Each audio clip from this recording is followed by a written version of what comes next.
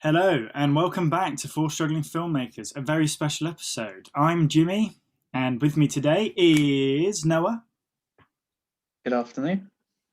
James Harrison, Hello. and last but not least, Emma. Hello.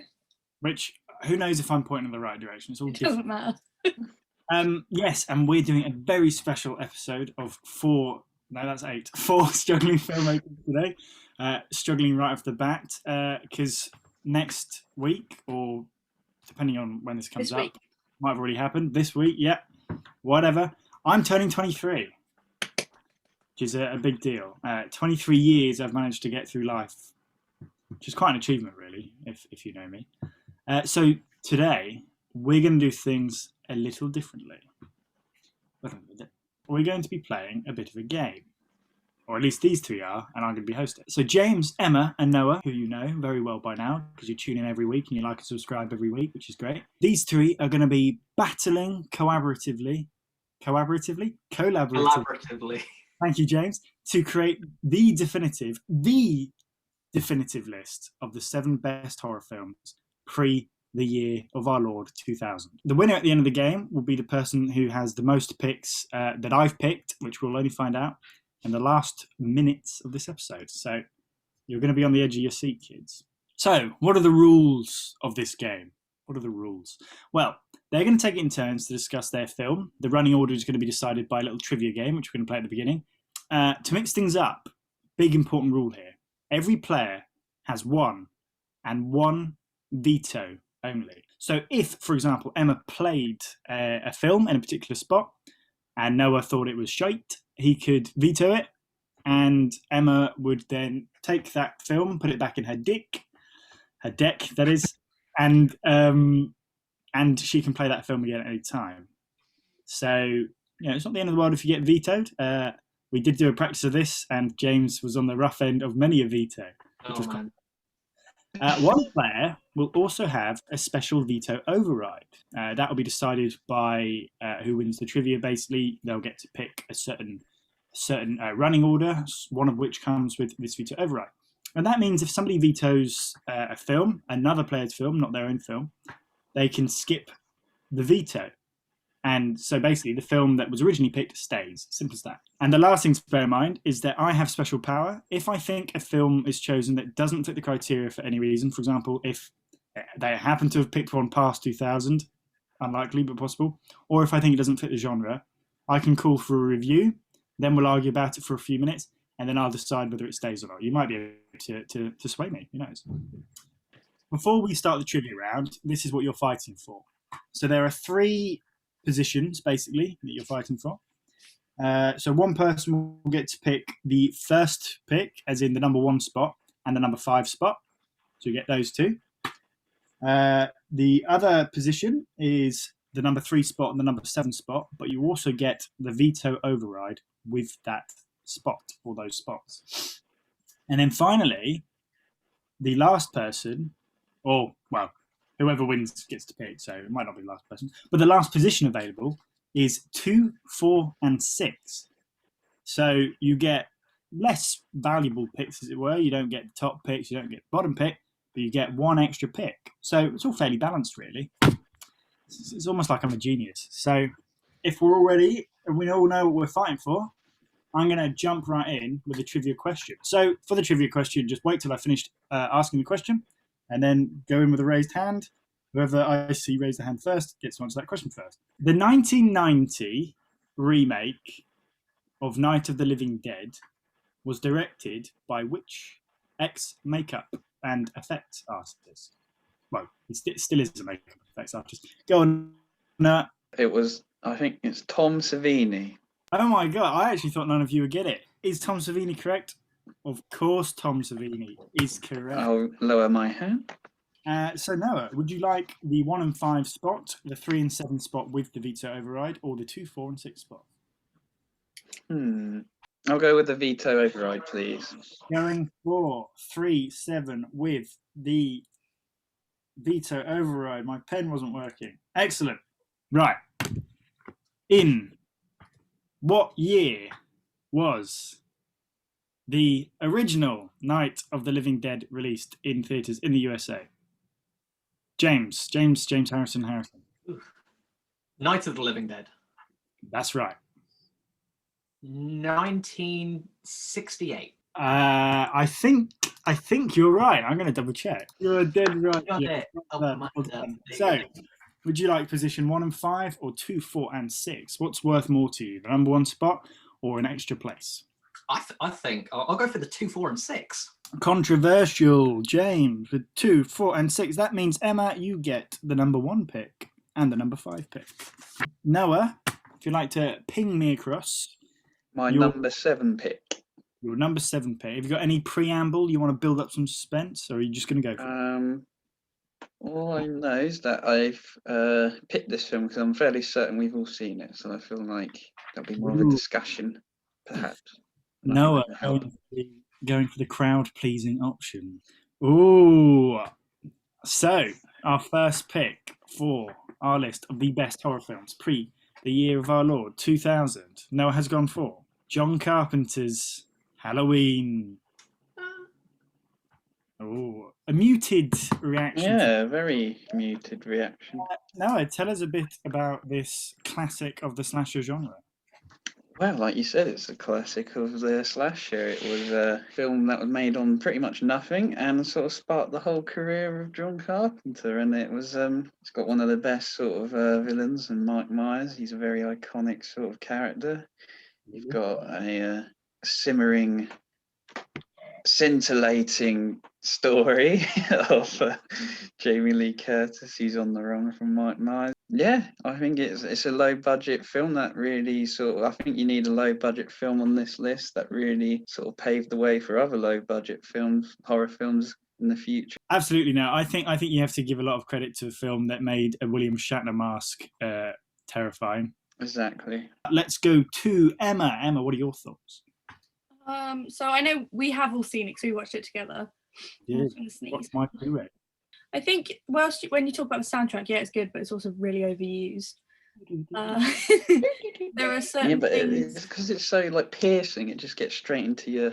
True, it's hard to think spine. about Halloween without thinking about the whole franchise, and I think that ruins it a little bit because the Halloween franchise is all over the place. I think it's fair to say, like, it doesn't really matter if he dies in one film because then he's brought back. I think Jimmy. I'm was not on saying about the franchise. I'm just No, on I about know. the one Divided original opinion. film. Got to think about the legacy. One thing that you did say, Noah, you said about you need a low budget film on this, and I do agree because low budget horror is some of the best horror. But I think I would have probably chosen the Texas Chainsaw Massacre. It still could appear on this list later. It could, which is why I'm not going to use my veto, and I will agree with you. Oh, Emma going. Yeah, I'll admit as well. I think if it was any higher than this, I'd probably have some questions to ask myself. But I'll put it there because I think it's a good starting point. Well, I'm quite shocked to hear that. James, what do you think? Classic or overrated? I personally would have put another John Carpenter film on this list instead. I'm not going to say which one for now, but I can definitely say that Halloween was on my backup list. So I'm not adverse for it being, especially in the lower section of this list. I do quite like a lot of the aspects on it. I especially love that opening scene. The whole POV shot is fantastic. It definitely deserves a spot on this list. And it is a franchise still going today, so I suppose, Yeah, exactly. I agree with Noah that probably any higher than a 7. I think 6, maybe even 5 would probably be my limit. Yeah. But as a 7, good entry point to this list, Halloween, I think, is a good number 7 spot. So, James allowing the film from his backup list, a film that he had down as a bridesmaid but not the bride. Halloween. I think it's a really good film. It's one of my favourites, definitely. I think amazing cast. Donald Pleasance bringing the A game really elevates the piece. Jamie Lee Curtis, of course, daughter of Janet Leigh. Janet Leigh. Famous horror film that might get discussed later. You never know. Excellent. Well, thank you very much. No bags. We're going to go to number 6. We're going to go to the first of James Harrison's picks. I've picked some picks that I know probably not a lot of people here would have gone for, and I feel like there's going to be a lot of debate whether or not this actually belongs here. But it's one of my favourites You could call it a guilty pleasure, but I think it's a very good film in its own right. It's got some fantastic horror elements to it. And when Jimmy says the name of it, I think both of you are going to be like, what are you thinking? But I want you to hear me out before you just throw around a veto, if that's okay. Ooh, okay. I see why. I see why you say this is potentially controversial. So we're skipping forward a decade to the 1980s, an absolute benchmark decade for horror films. James has gone for a 1984 Joe Dante directed Gremlins. A Yeah, I Christmas. can already tell that there's going to be issue. All right, so Gremlins, I really adore this film. Like, I don't think it's perfect. I don't think it's the perfect horror film, but I feel like it needs to have a spot on this list because the horror elements that are here are very good. It's got that sort of monster movie feel, and with segments that like really like add a sense of tension to it all, which is weird because it's sort of like a sort of Spielbergian-esque, because I think he produced it, sort of kiddie adventure film, but it's just the whole aspect of the Gremlins, it's got the 3 rules to it. The reason I want to put this on this list is because horror is not just horror a lot of the time. There's a lot of different aspects and genres that it can blend with, some of which I will bring up again later in the list. Gremlins, for the most part, it's more of a comedy horror than it is just a straight horror. And comedy horror is my favorite genre because it can do so many goofy things. It can scare you, it can make you laugh. And I feel like Gremlins has the perfect blend of the two. I'll just quickly say that I definitely think it fits the criteria. Gremlins for me it's definitely a horror film. You know, it is funny. It's got it's comedy as well, but there's harrowing moments in that film. The kitchen scene in particular. As a kid, you know, I was quite menaced by the Gremlins. I found them quite frightening. Emma is shaking her head. Go on then, Emma. No, I think I need a moment to collect myself. Go to Noah first. Go on then, Noah. Noah also not looking too pleased for this. Emma, are you going to use your veto? Oh, I know that one of us is, and I was gonna, because we both disagree, correct? Yeah. I don't think it deserves a place on this list either, because this list is pre-2000 horror, like prime time horror. You know, we're getting the real nitty gritty, and you've come to me with Gremlins. Yeah. Like, I love Gremlins. I think it's a great film. The top 6. It is, yeah. Top 6. No. So if it was at 7, would you have less quarrel? Personally, no, I just don't think it deserves a place on this list. Not even 7, personally. No, not even 10. Not even 20. It hasn't reinvigorated anything. That's basically, you've turned around to me and you said, "I'm going to put a scary movie at 6." Oh, I don't think. No. Okay, I have quarrel with that. Scary movie is just a straight up parody. Gremlins is a pastiche. Yeah, I would agree with that. Okay. However, you might agree with that, but I am going to veto. Oh, Emma is going to veto. I will say before we find out James's replacement number 6 that I'm glad that we at least got to talk about Gremlins because it has a very special place. I heard you out, and don't get me wrong, I like Gremlins as a sort of comedy film, but the top 6 pre-2000 horror, get out. Yeah. Here's my little preamble for my second pick for number 6.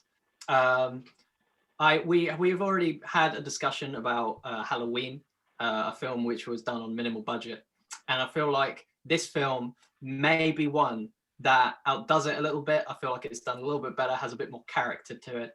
It may not be my favorite. He has gone for a directorial debut from Sam Raimi, 1981's The Evil Dead. Yes. Yeah.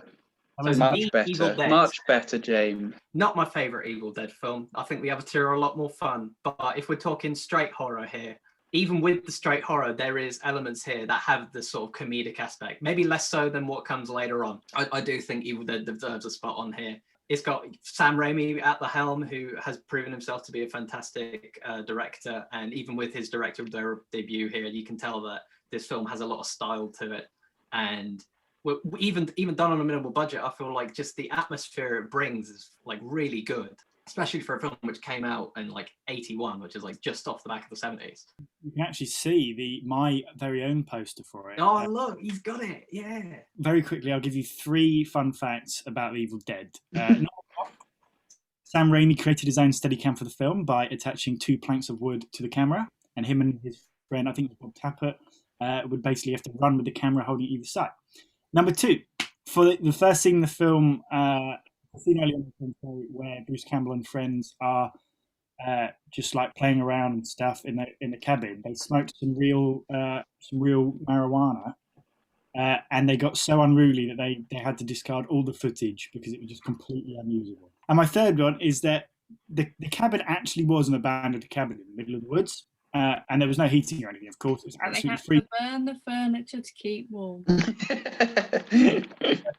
As you watch the film, there's less furniture throughout the film. Emma, I'm guessing not one of your favourite things. No, Emma doesn't look keen.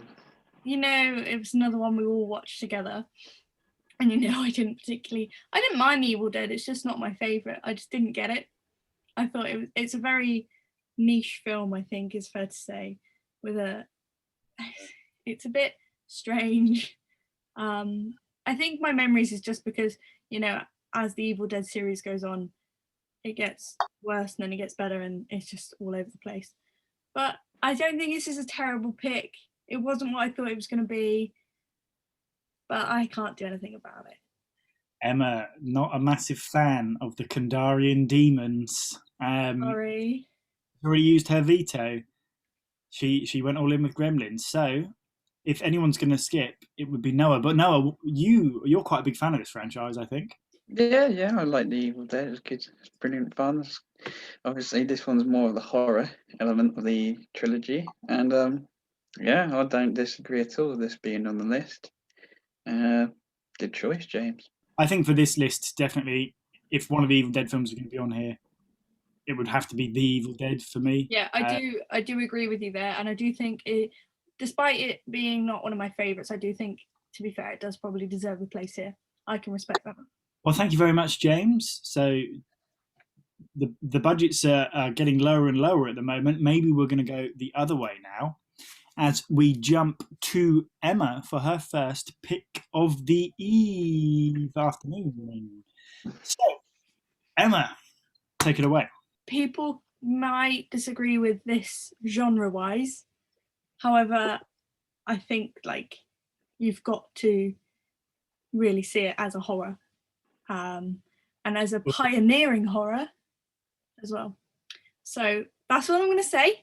I'm now going to hand over to Jimmy to announce it. 1975, Jaws.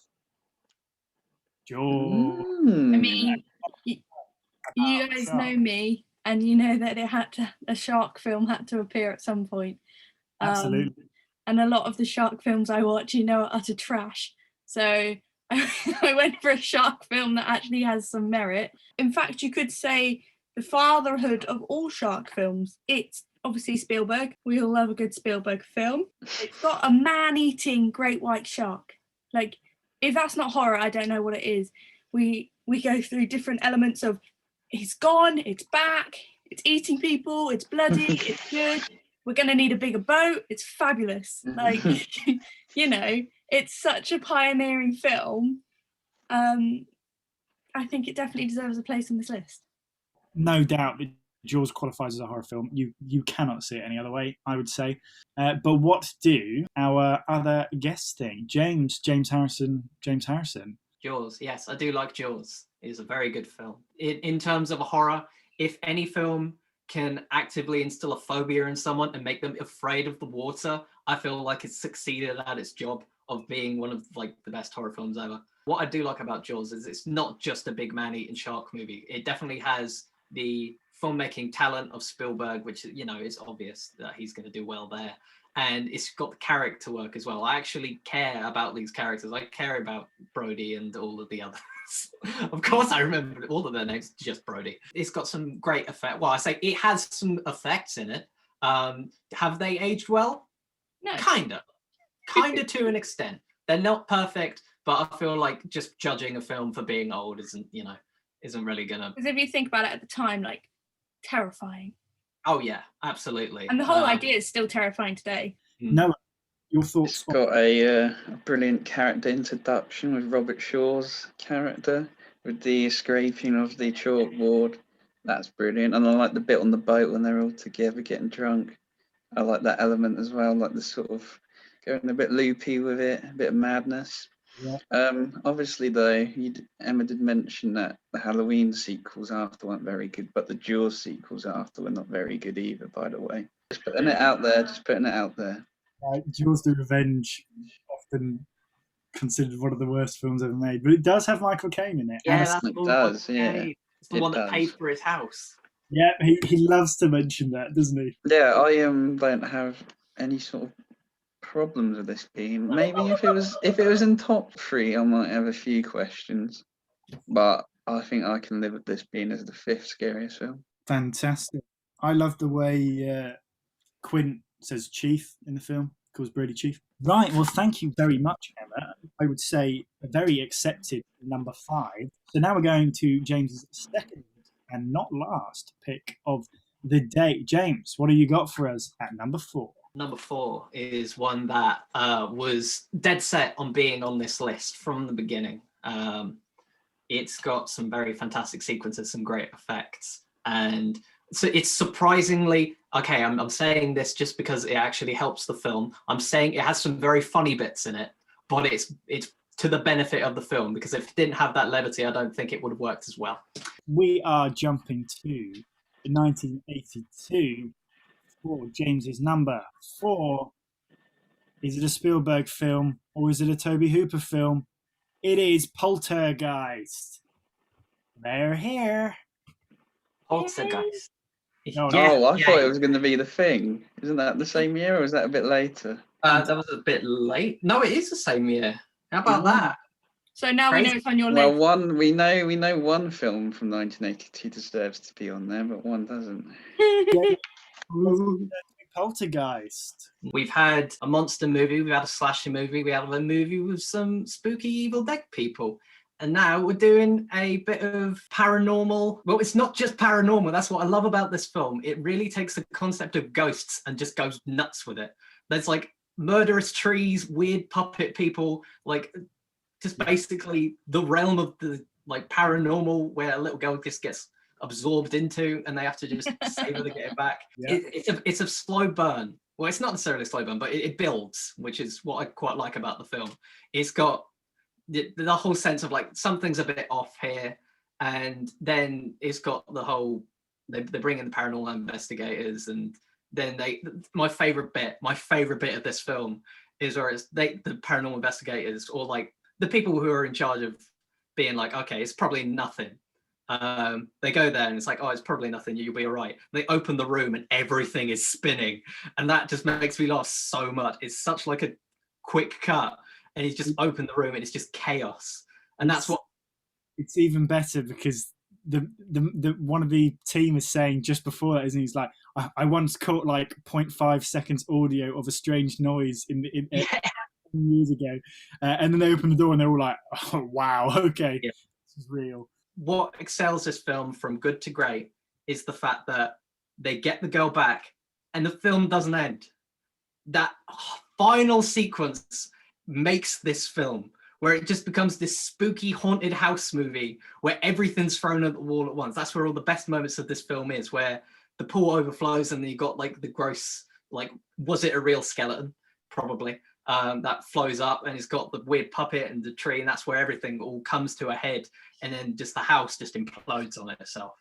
And I think that's just a fantastic ending, where in the end the monster kind of wins, like, because you have the personal stakes of, okay, we've saved the girl, we've done it, and then you have the monster being like, actually no, I'm just going to tell you to fuck off now. And then all that chaos happens, and then they escape. It's the first horror film on this list with Mr. Incredible himself, Craig T. Nelson. Yeah, it is. In a fantastic role. Yeah, brilliantly. There's some great comedic moments in this film as well, I must say. Yeah. Fourth best horror film ever, though, really.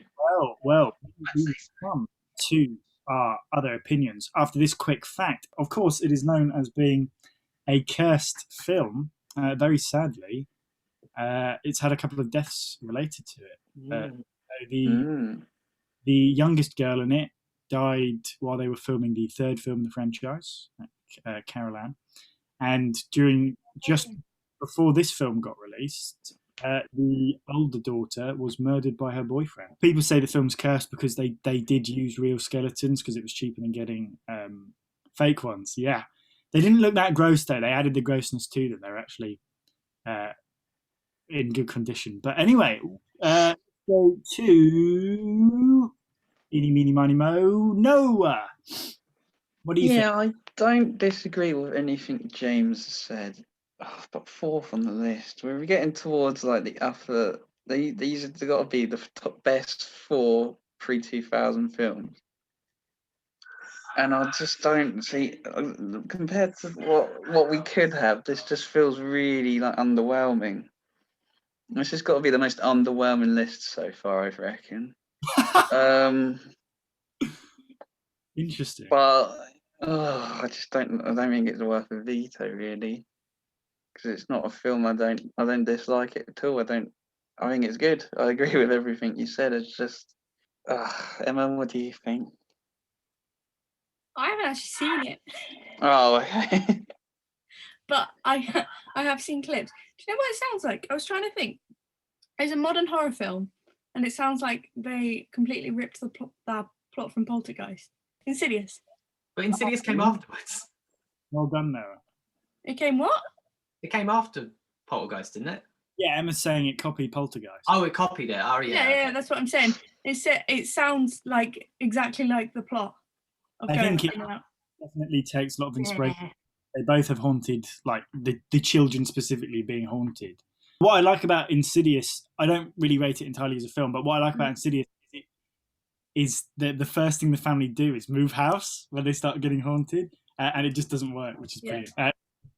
But the family in Poltergeist, to be fair, end up completely abandoning their home. But so, not a film you're particularly familiar with, Emma. I would say definitely seek it out. I'm really not sure if I can have this on the list.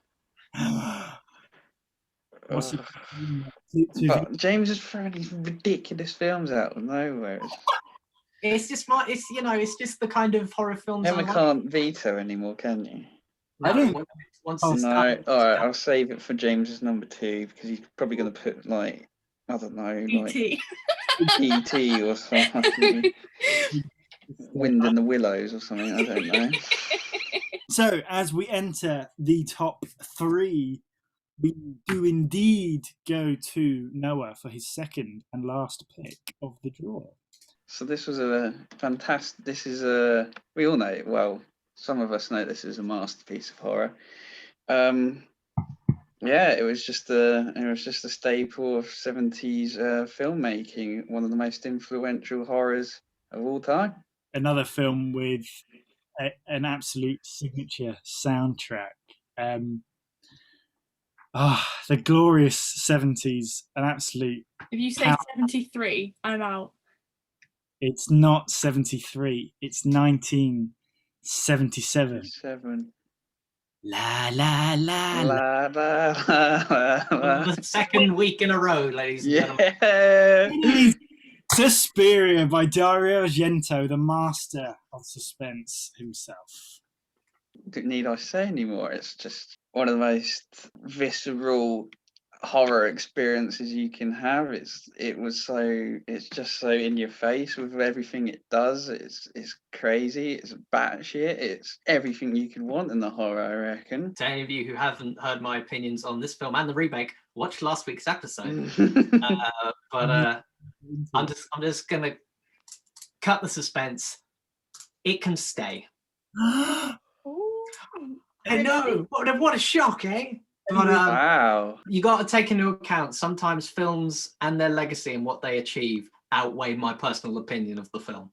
Like, wow. I don't hate Suspiria. I don't hate it outright, as many people kind of assume. I just don't think it's as good as the remake. But let's not get into that conversation anymore. I do think it has some fantastic elements to it. It's got some great atmosphere. It's sort of like a macabre, dark fairy tale vibe to the whole thing that I really like. The colors in this film are great. It's got some really nice gory kills in it, which is good as well for a horror film. Very quickly, I'll just say I watched the sequel Inferno the other day. James, stay away from it. Oh. I remember that. Don't Nothing really happens. It doesn't make any sense. Amazing opening and amazing ending. The other 2 hours, no, not so much. Emma, have you got any thoughts on Suspiria? No, I've not seen it. To be fair, I saw bits of it when I was editing. I was obviously have to watch trailer footage, but it sounds like it can stay, and it actually sounds like something I'd enjoy. So I've put it on my list. Heading to James for number 2.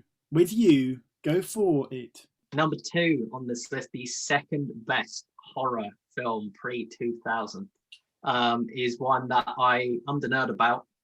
I feel like it's one that I do have some opinions on, one that may seem very familiar to some of you, because it might be similar to another film on this list. Number 2 for the greatest horror films pre-2000.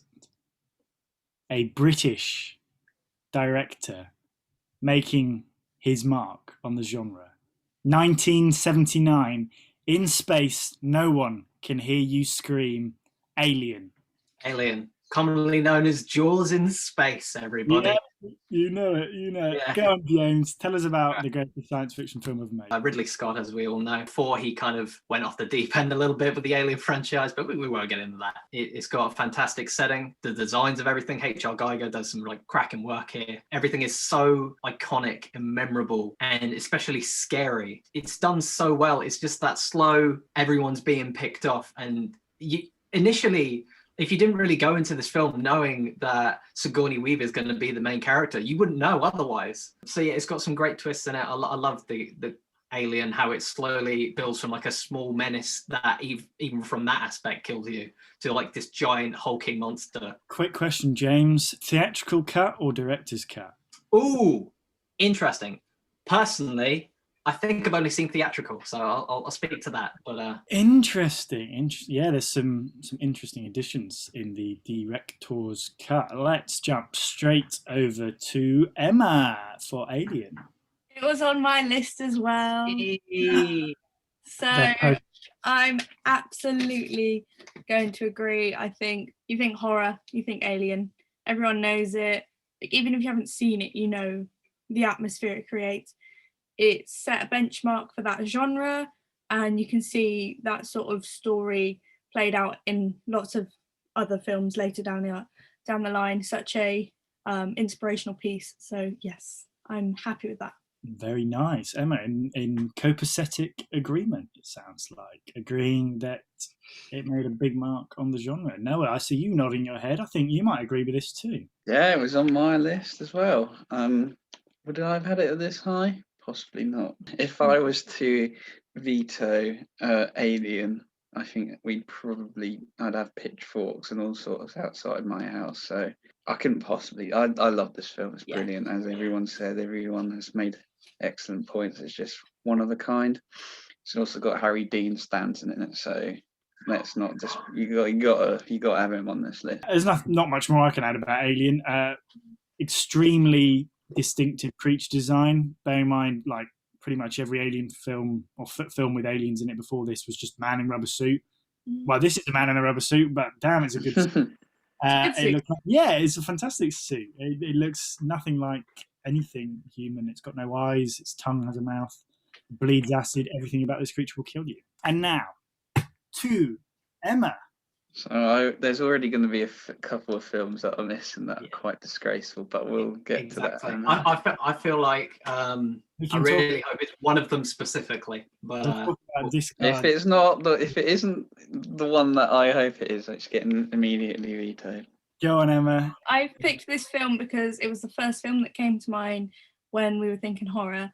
I saw this film and it literally gave me nightmares for so long.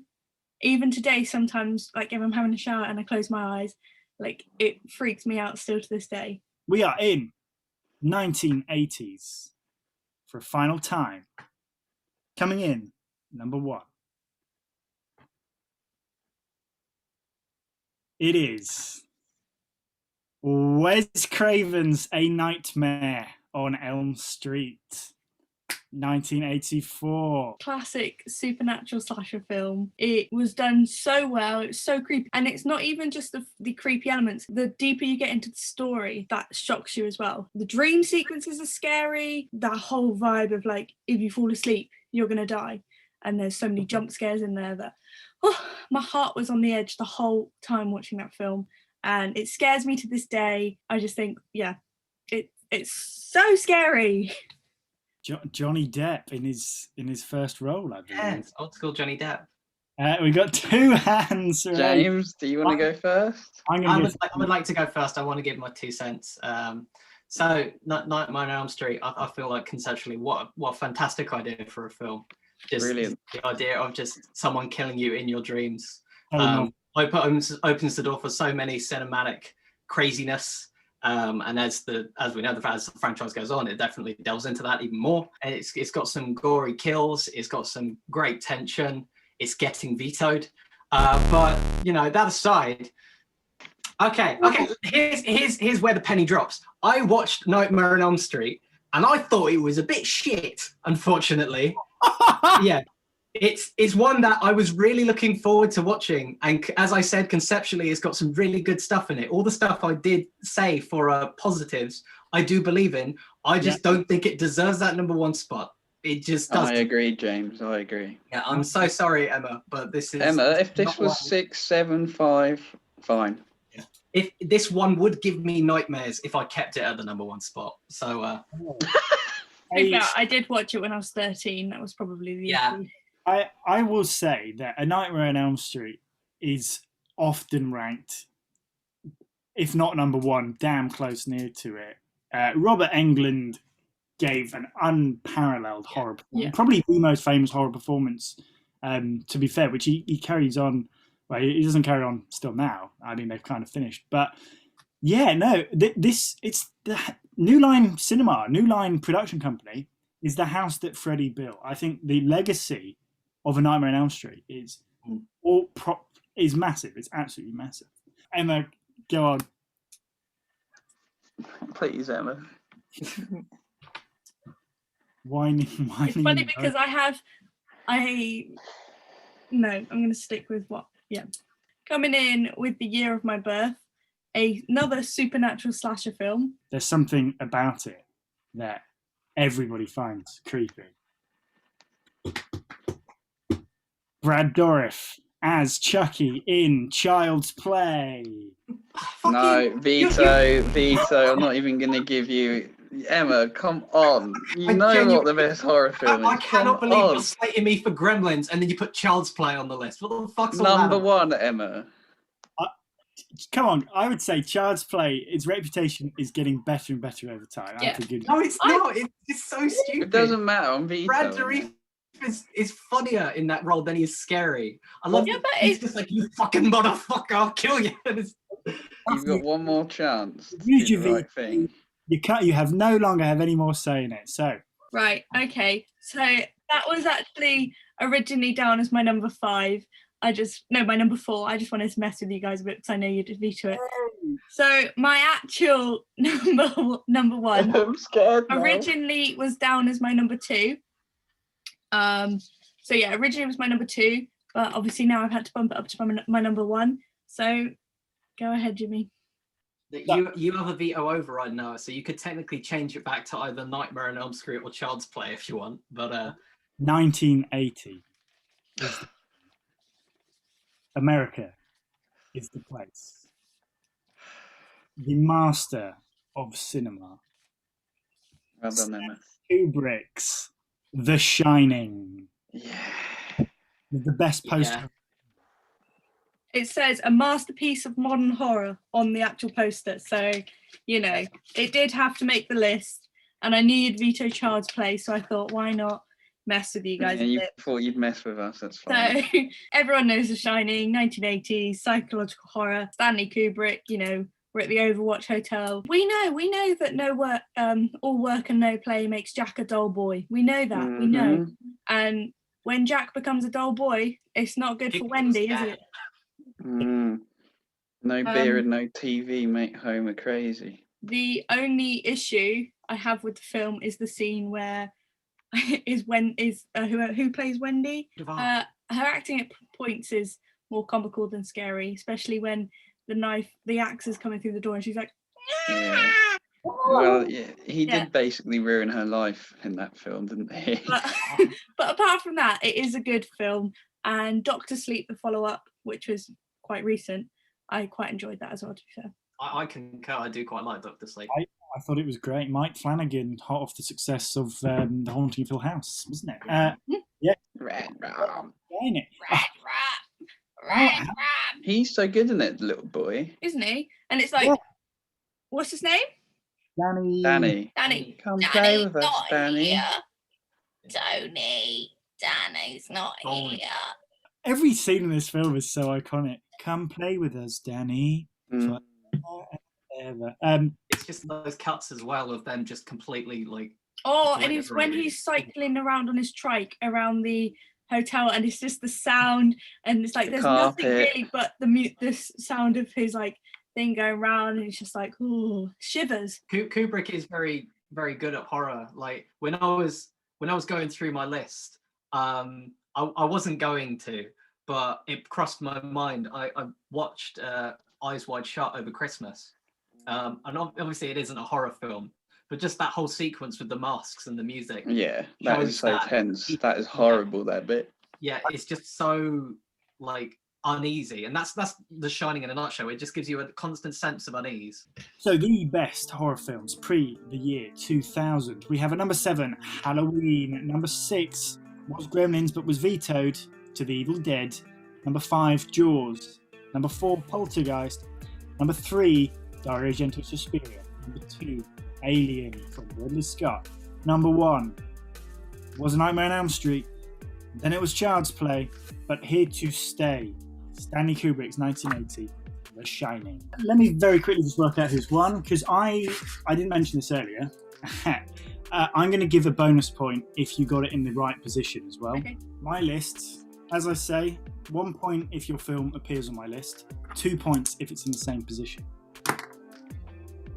There was 1 point in for all 3 of you, so you very. That being said, number 7, Cannibal Holocaust. Oh. I was going to do Zombie Flesh Eaters, but I couldn't have 2 Italians on the list, and Cannibal Holocaust is better. Number 6, Halloween, John Carpenter.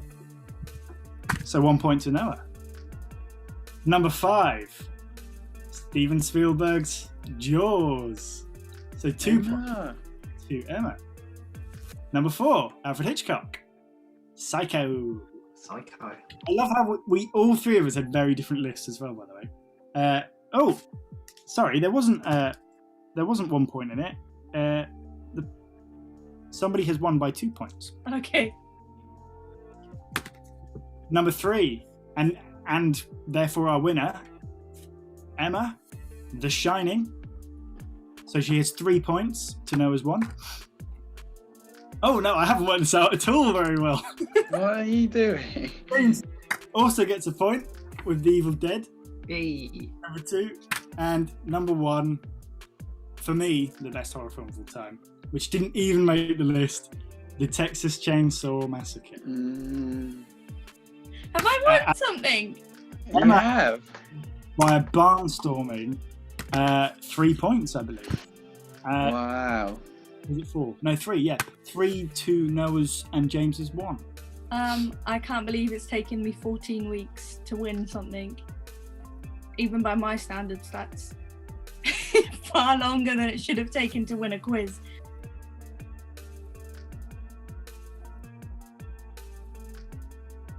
Let us know your thoughts down below, as you can see, we all had very different lists. So tell us your top 7 pre-2000 horror films, and we'll tell you whether they're actually horror films or not. And if you agree with me that Silence of the Lambs is of course a horror, which it is, be sure to write that in the comments. It's not.